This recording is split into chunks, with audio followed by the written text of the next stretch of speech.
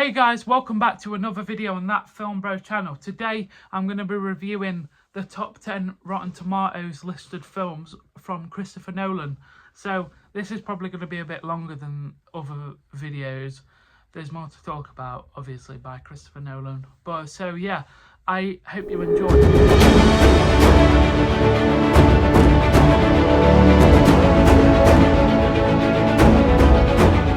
So just before I start ranking, I haven't seen some of the films in this list, so I'm just going to say about them now. So Insomnia I haven't watched, which is at 92% on Rotten Tomatoes, which I know Al Pacino's in, which I will give a watch as soon as I can. Memento, which is at 94%, I need to watch, which I've heard has got a massive plot twist, and the way it was filmed looked really, really great. And obviously it's a Christopher Nolan film, so it's got to be great. So I've got to watch that. And The Prestige, which is at 77% on Rotten Tomatoes, with Hugh Jackman and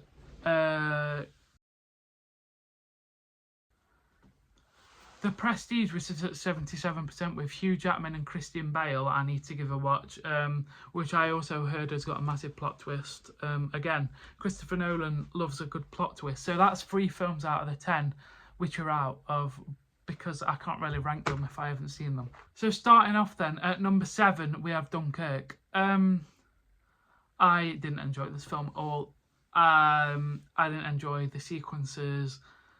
The acting, I don't think it's great. Harry Styles is praised so much in this film and he's rubbish.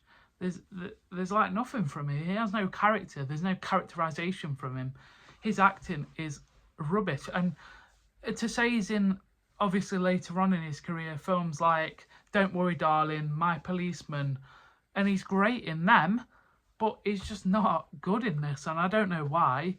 Because it was probably a great script by Nolan, but I just didn't enjoy this film at all. I think it was quite rubbish, if I'm honest. But Tom Hardy was pretty good. Cillian Murphy was really good in his character. It's showing he's got like PTSD sort of thing from being out in the ocean. I mean, Cillian Murphy is one of the finest actors in the world at the moment, and obviously he's just won the Oscar for Oppenheimer, which will be talked about later, so I will stop talking about him. Tom Hardy's a great actor. I mean, Christopher Nolan's movies are always stacked with massive actors, and obviously he's a massive director of great films, but I just can't get on with this film. I don't know why. I just didn't enjoy it.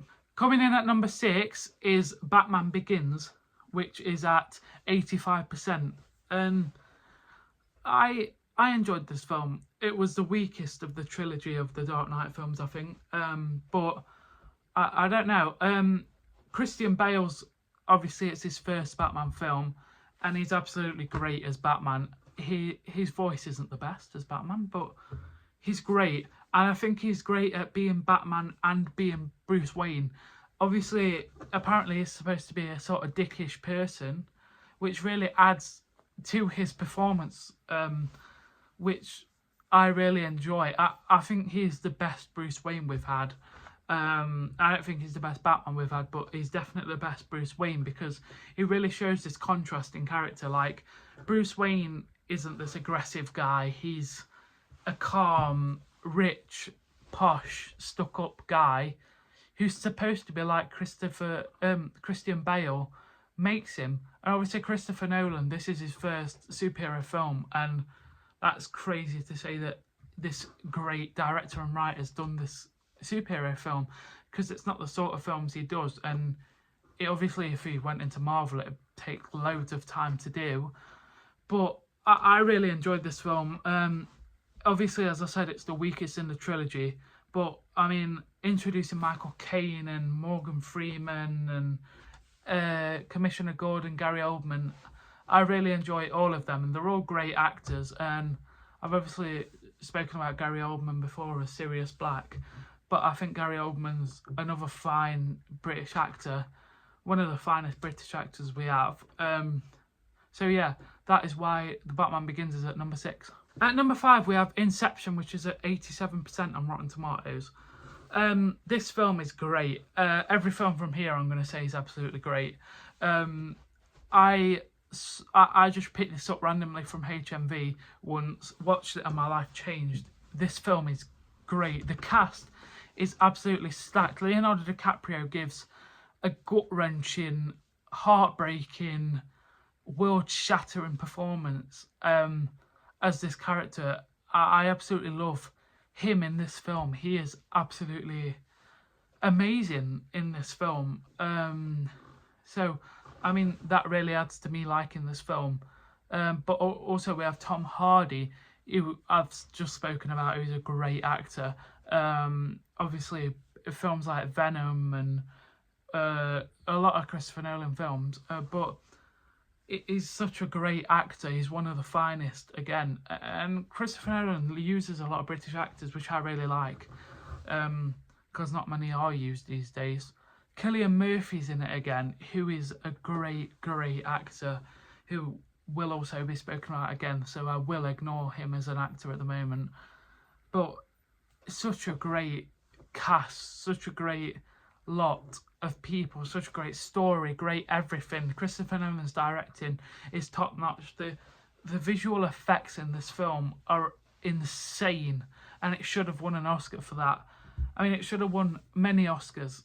Leonardo DiCaprio should have won. They all should have won Best Supporting Actor and Actress, but they didn't, so I'll move on. But the story and the twists, and obviously the theory that he's still in this dream world, which I believe, because at the end his item was still spinning, which means that he's still in this dream, and it didn't stop at the end. So that's really why I really enjoyed this film, and that is why it's at number 5. At number 4 we have The Dark Knight Rises, which is at 87% on Rotten Tomatoes. This film is the second best in the trilogy. The inclusion of Bane, Tom Hardy as Bane, is probably the best iteration we've seen and will see of Bane. I really like how he is that character. He embodies that character. He got buff, he worked out, and the whole time that Batman wants to defeat him, and he's just not at the start. And I really like the fact that Batman's kind of humble. Bruce Wayne is humbled by this man who is out to kill Batman. He obviously doesn't, but obviously Batman ends up sacrificing himself at the end for the city. But I really enjoyed this film. I really liked everything about it. I think it's better than The Batman Begins. I don't know why. I really think it's better. But yeah, they're the main reasons that this film is where it is. At number 3 we have Oppenheimer, which is at 93% on Rotten Tomatoes. This film is great. Not just great, it's phenomenal. And I can now talk about Cillian Murphy. Cillian Murphy was insane as this character of Robert J. Oppenheimer. Honestly, it's one of the best performances I've seen in a film ever. I think that his Oscar is so deserved. If he didn't win, I would have gone to LA myself and protested. I love his performance as this character. And obviously, it's not a good guy. He made the atomic bomb.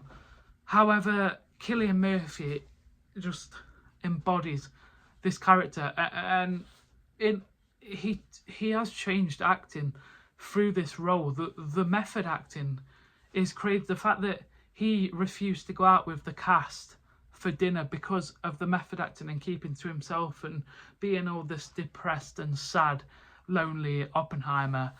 I think he's absolutely great. And obviously Matt Damon's in it, who is also great as the general officer and obviously protecting Oppenheimer, but also warning him against the fact that this will probably end the world at some point, which it will.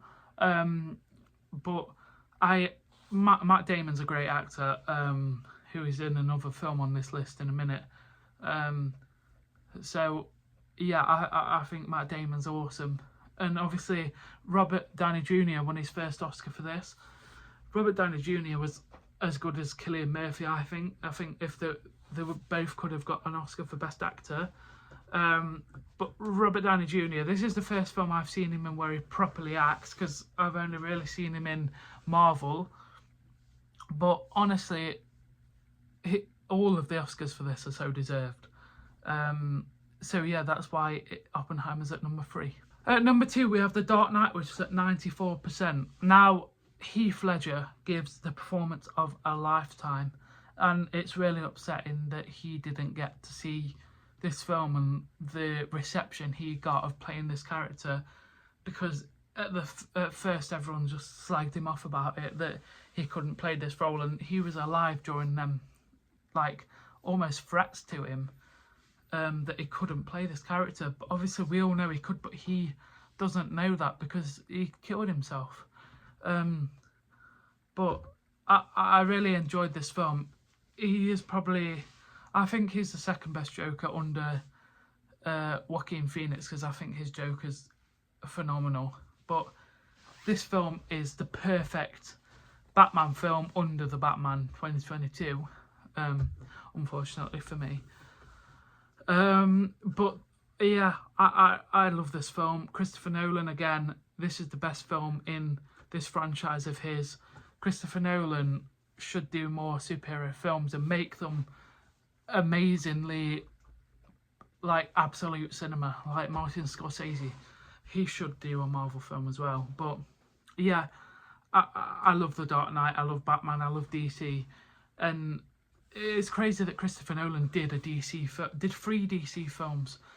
I think that's absolutely great, and that's why it's at number 2. At number 1, we have Interstellar, which is at 73%.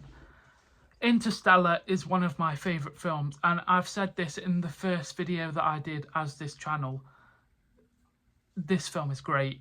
The film changed my life.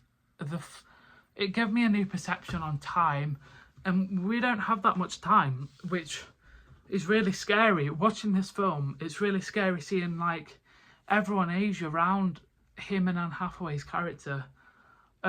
It's really upsetting as well when he gets back to the space shuttle and gets them messages. I think it's really upsetting for him, and I was sobbing. The first time I saw it in the cinema as well.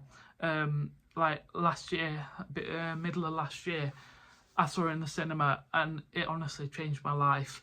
It gave me chills. I had goosebumps watching for the first time, and if I could go back and watch any film for the first time, it would be Interstellar, because it's just, you couldn't watch a better film if you want to change. This film really gives a sense of change, with the acting of Matthew McConaughey behind it. Matthew McConaughey is such a great actor, and he should have won an Oscar for this, but he won it the year after for the Dallas Buyers Club. This film is great.